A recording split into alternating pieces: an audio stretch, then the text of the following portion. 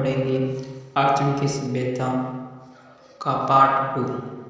Part 1 हमने अगली video में पढ़ लिया है और आज हम पढ़ेंगे पार्ट 2।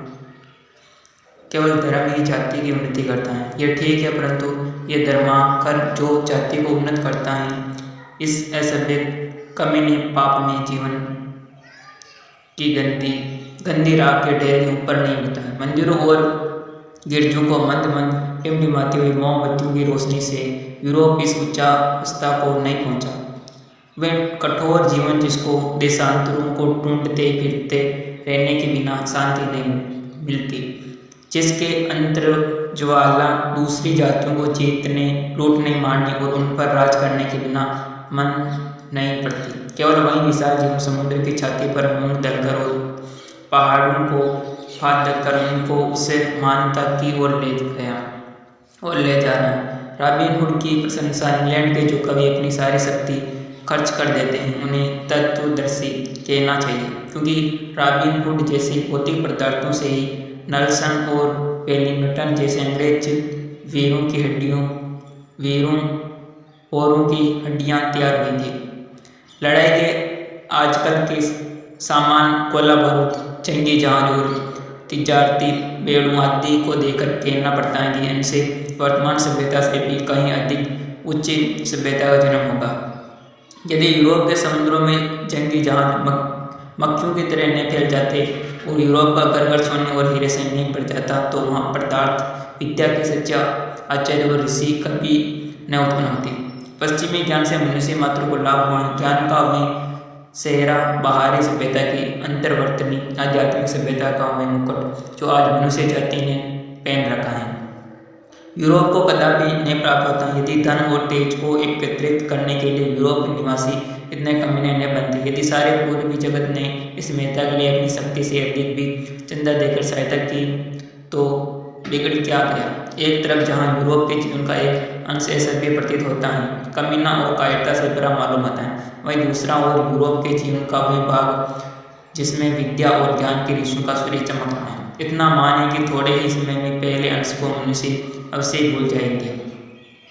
धर्म और आध्यात्मिक विद्या के पौधे को ऐसी आरोग्यवर्धक भूमि देने के लिए जिसमें वे प्रकाश और वायु सदा खिला रहे, सदा फूलता रहे, सदा फलता रहे। यह आवश्यक है कि बहुत से हाथ एक अनंत प्रकृति के ढेर को एकत्रित करते रहे। धर्म की रक्षा के लिए शत्रुओं को सदा ही कमर बांधे हुए सिपाही बने रहने का भी तो यही अर्थ है। यदि कुल समुद्र का जल उड़ा दो तो रेडियम धातु का एक कण कहीं हाथ लगेगा। आचरण का रेडियम क्या, एक पुरुष का और क्या जाति का और क्या जगत का। सारी प्रकृति को खाद बनाए बिना सारी प्रकृति को हवा में उड़ाए बिना भला कब मिलन का है। प्रकृति को मिथ्या करके नहीं उड़ाना, उसे उड़ाकर मिथ्या करना है। समुद्र में डोरा डालकर अमृत निकाला है, समुद्र में डोरा डालकर अमृत निकाला है, सो भी कितना जरा सा। संसार की खाक छानकर आचरण का स्वर्ण हाथ आता है, क्या बेटे मिठाई भी में मिल सकता है क्या। हिंदुओं का संबंध यदि किसी प्राचीन ऐसी जाति के साथ रहा होता तो उनके वर्तमान वंश में अधिक बलवान श्रेणी के मनुष्य होते, तो उनमें भी ऋषि, पराक्रमी, जनरल और तीर वीर पुरुष उत्पन्न होते।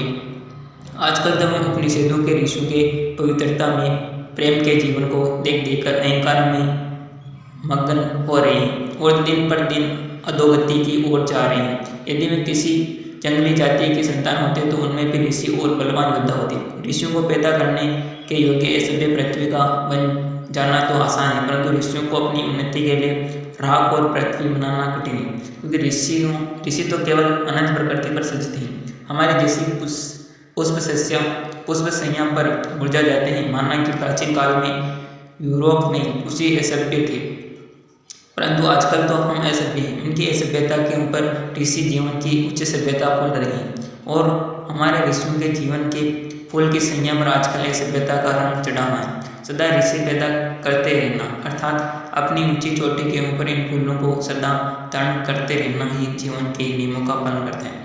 तरावलों का देखते देखते भारतवर्ष अब समुद्र में गिरा, एक कदम और दम से नीचे। कारण इसका केवल यही है कि ये अपने अटूट सब प्रेम में देखता जा रहा है और निश्चय करता रहा है कि मैं रोटी के बिना जी सकता हूँ, हवा में पद्मासन जमा सकता हूँ, पृथ्वी से अपना आसन उठा सकता हूँ, योग सिद्धि द्वारा सूर्य और ताराओं के गुड पहलुओं को जान सकता हूँ। समुद्र के लहरों पर बैठ के सो सकता हूँ। ये इसी प्रकार के सपन देखता रहा, परंतु अब तक नहीं संसार है कि और न राम है की दृष्टि में इसका एक भी वचन सत्य सिद्ध हुआ।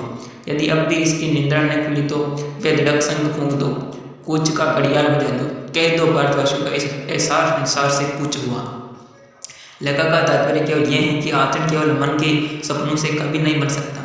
उसका सिर तो शिलाओं के ऊपर घिस घिस कर बनता है, उसके फूल तो सूर्य की गर्मी और समुद्र के नमकीन पानी से बारंबार भीगकर और सूखकर अपनी लाली पकड़ते हैं। हजारों साल से धर्म पुस्तकें खुली हुई है, अभी तक उनसे तुम्हें कुछ विशेष लाभ नहीं हुआ, तो फिर अपने हट में पड़े क्यों मर रहे हो?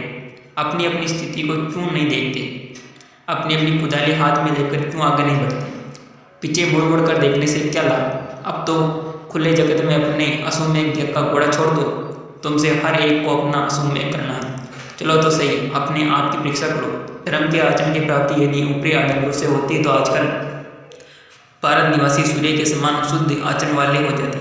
भाई माला से तो जप नहीं होता, गंगा नहाने से तो तप नहीं होता, पहाड़ों पर चढ़ने से प्राणायाम हुआ करता है, समुद्र में तैरने से नीति धुलती, आंधी पानी और साधारण जीवन के ऊंचे नीचे, गर्मी सर्दी, गरीबी अमीरी को झेलने से तप हुआ करता है। आध्यात्मिक धर्म के सपनों की शोभा तभी भली लगती है जब आदमी अपने जीवन का धर्म पालन करे।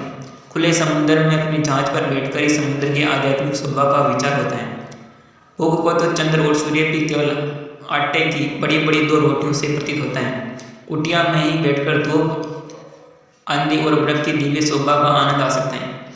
प्राकृतिक सभ्यता का आने पर ही मानसिक सभ्यता थी और तब भी वे स्थिर भी रह सकती है। मानसिक सभ्यता के होने पर ही आचरण सभ्यता की प्राप्ति संभव है और तब भी वह स्थिर भी हो सकती है। जब तक निर्धन पुरुष पाप से अपना पेट भरता है तब तक धनवान पुरुष के सुदाचरण की पूरी परीक्षा नहीं। इसी प्रकार जब तक अज्ञानी का अशुद्ध है तब तक ज्ञानवान के आचरण की पूरी परीक्षा नहीं। तब तक जगत में आचरण की सभ्यता का राज्य है। आचरण की सभ्यता का देश ही निराला है। उसमें न शारीरिक झगड़े हैं, न मानसिक, न आध्यात्मिक, न उसमें विद्रोह है, न जंग का नामो निशान है, और न वहाँ कोई ऊंचा है न नीचा, न कोई वहाँ धनवान है और न कोई वहाँ निर्धन। वहाँ प्रकृति का नाम ही, वहाँ तो प्रेम और एकता का अखंड राज्य रहता है। जिस समय बुद्धदेव ने स्वयं अपने हाथों से हाजी सिराज जी का सीना उलट कर उसे मौन आचरण का दर्शन कराया, उस समय फारस में सारे बुद्धों को निवारण के दर्शन हुए और सब के सब आचरण की सभ्यता के देश को प्राप्त हो गए। जब पैगंबर मोहम्मद ने ब्राह्मण को चीरा और उसके मौन आचरण को नंगा किया तब सारे मुसलमानों को आश्चर्य हुआ कि काफिर में मोमिन किस प्रकार गुप्त था। जब सब ने अपने हाथ से ईसा के शब्दों को पैरे फेंककर उसकी आत्मा के नंगे दर्शन कराए तब हिंदू चकित हो गए कि वे नग्न करने अथवा नग्न होने वाला उनका कौन सा शिव था। हम तो एक दूसरे पर छिपे हुए, हर एक पदार्थ को परमाणु में परिणित करके उसके प्रत्येक परमाणु में अपने आप को ढूंढना, अपने आप को एकत्रित करना, अपने आचरण को प्राप्ति। आचरण की प्राप्ति एकता की दशा की प्राप्ति है। चाहे फूलों की सैया हो, चाहे काठों की, चाहे निर्धन हो चाहे धनवान, चाहे राजा हो चाहे किसान, चाहे रोगी हो चाहे निरोगी, हृदय इतना विशाल हो जाता है कि उसमें सारा संसार बिस्तर लगाकर आनंद से आराम कर सकता है। जीवन आकाशवत हो जाता है और नाना रूप और रंग अपनी अपनी शोभा में बैठे निर्भय होकर स्थित रह सकती है। आचरण वाले नयनों का मौन व्याख्यान केवल यह है कि सब कुछ अच्छा है, सब कुछ भला है। जिस समय आचरण की सभ्यता संसार में आती है उस समय नीले आकाश से मनुष्य को वेद ध्वनि सुनाई देती है। नर नारी पुष्पवत खिलते जाते हैं, प्रभात हो जाता है, प्रभात का गजल बज जाता है, नारद की वीणा अलापने लगती है, तुरुप का संग गूंज उठता है, प्रहलाद का नृत्य होता है, शिव का डमरू बजता है, कृष्ण की बांसुरी की धुन प्रारंभ हो जाती है। जहाँ ऐसे शब्द होते हैं, जहाँ ऐसे पुरुष रहते हैं, जहाँ ऐसो ज्योति होती है, वहीं आचरण की सभ्यता का सुनहरा देश है, वहीं देश मनुष्य का स्वदेश है। जब तक कर्ण नहीं पहुँच जाए सोना अच्छा नहीं, चाहे वेदों में, चाहे इंजिल में, चाहे कुरान में, चाहे त्रिपिटक में, चाहे इस स्थान में चाहे उस स्थान में, कहीं भी सोना अच्छा नहीं। आलस्य मृत्यु है। लेख तो पेड़ों के चित्र से देश होती है, पेड़ तो होते ही नहीं, जो फल लावे। लेखक ने ये चित्र इसलिए बजाए सरस्वती में चित्र को देखकर शायद कोई असली पेड़ को जाकर देखने का प्रयत्न करे।